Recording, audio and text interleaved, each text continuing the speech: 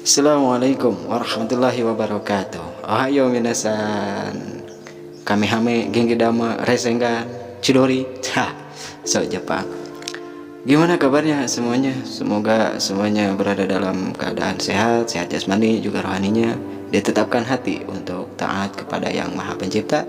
Amin ya Allah ya Rabbal alamin.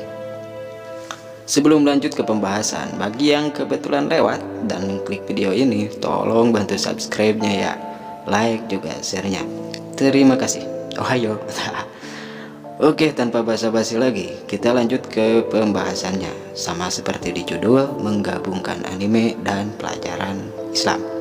Pastikan kalian menonton sampai habis, biar tidak gagal paham. Anime yang akan saya bahas kali ini adalah Naruto Shippuden karya Masashi Kishimoto.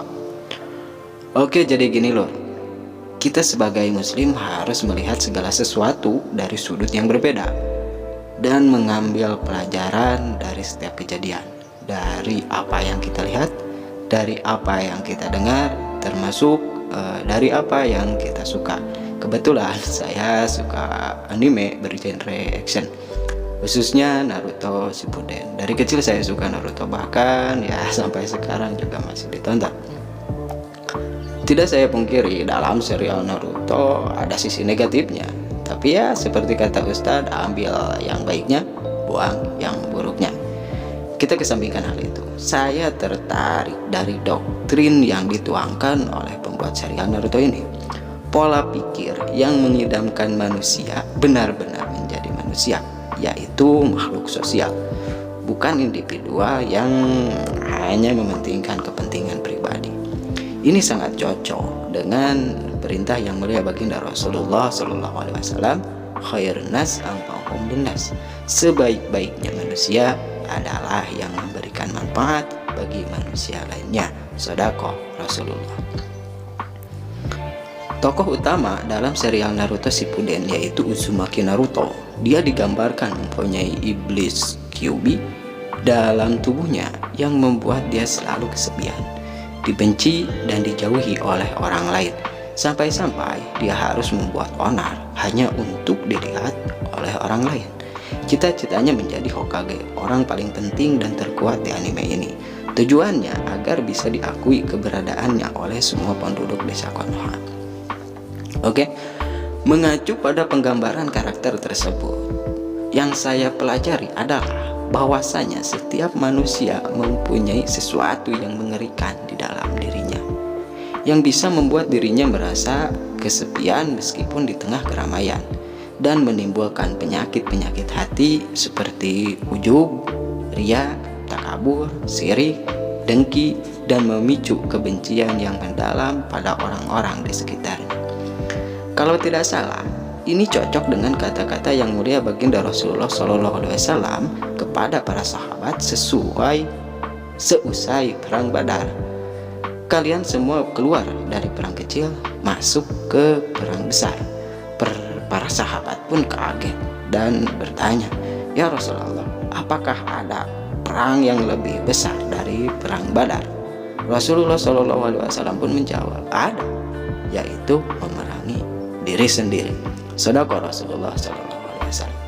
Rasulullah mengisyaratkan kepada para sahabatnya, umumnya pada kita semua, bahwa sesuatu yang sangat mengerikan dan akan sangat merugikan kita tidak jauh berada di luar, tapi bersemayam di dalam diri kita. Itulah yang harus benar-benar kita perangi. Maka wajar apabila pembuat anime ini menggambarkannya sebagai monster Kyuubi, monster ekor 9, monster terkuat dan terlicik yang disebut-sebut perwujudan dari kebencian. Dan ini menjadi akar masalah dalam kehidupan manusia, yang mana seharusnya menjadi makhluk sosial, malah jadi individual, lebih mementingkan diri sendiri, ingin untung sendiri, merasa diri paling utama, ingin selalu diutamakan, ingin selalu dimengerti tapi tidak mau mengerti, ingin selalu diperhatikan tapi tidak mau memperhatikan, egois, sombong, dan lain sebagainya. Maka terjadilah persaingan antar individu maupun kelompok, saling menjatuhkan, saling tindas, saling merendahkan, saling hina, bahkan saling bunuh, apakah itu secara fisik maupun secara psikologis. Dan ini terjadi turun-temurun, diwariskan dari generasi ke generasi. Lalu bagaimana solusinya? Di dalam anime ini ada satu karakter yang menjadi pelopor solusi penyelesaian masalah ini, dan kita juga bisa belajar darinya, yaitu Jiraiya, guru dari Uzumaki Naruto, orang yang mengajarkan Naruto bagaimana menjadi shinobi. Dan hal pertama yang diajarkan Jiraiya kepada Naruto adalah pengendalian cakra Kyuubi. Nah, ini juga pelajaran buat kita, bahwasanya hal pertama yang harus kita lakukan adalah pengendalian diri, atau mengendalikan hal yang mengerikan yang ada pada diri kita, yaitu hawa nafsu. Karena hawa nafsu adalah Kyuubi-nya kita. Jadi kita juga punya Kyuubi. Selama kita tidak bisa mengendalikan hawa nafsu kita, maka kita tidak akan bisa keluar dari zona Kyuubi atau zona penyakit hati, zonanya kebencian. Seperti dawuh Allah dalam Al-Quran, A'udzubillahi minasyaitonirrajim, innallaha la yughayyiru ma biqaumin hatta yughayyiru ma bi anfusihim. Mana wallahu alam, sungguhnya Allah tidak akan merubah keadaan satu kaum sehingga kaum itu merubah keadaan dirinya sendiri. Shadaqallahul adzim. Kita tidak akan bisa merubah keadaan satu kaum atau lingkungan kita sebelum kita memperbaiki keadaan kita pribadi, yaitu kita harus lebih dulu bisa mengalahkan diri sendiri dengan cara mengendalikan hawa nafsu kita.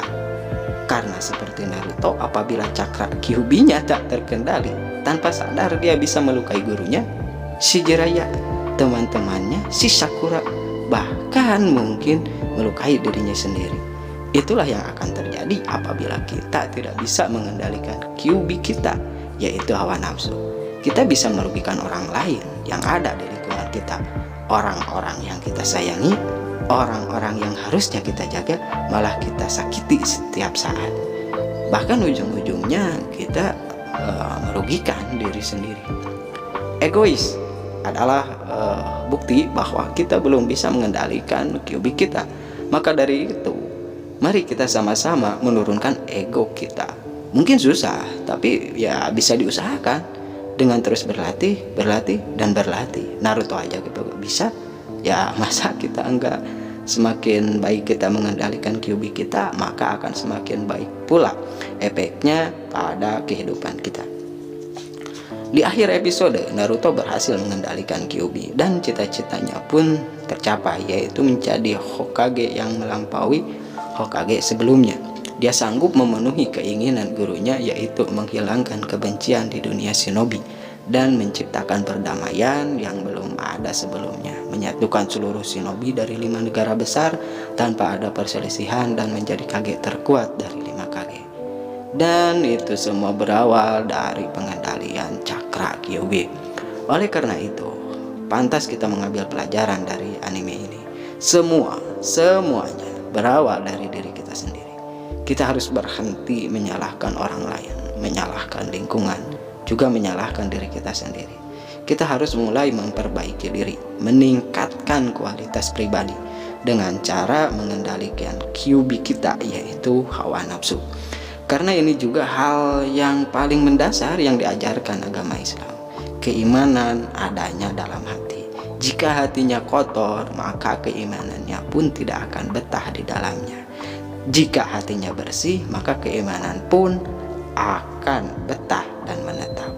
Semoga Allah Ta'ala menetapkan hati kita untuk agama dan taat kepadanya. Amin ya Allah ya Rabbal Alamin.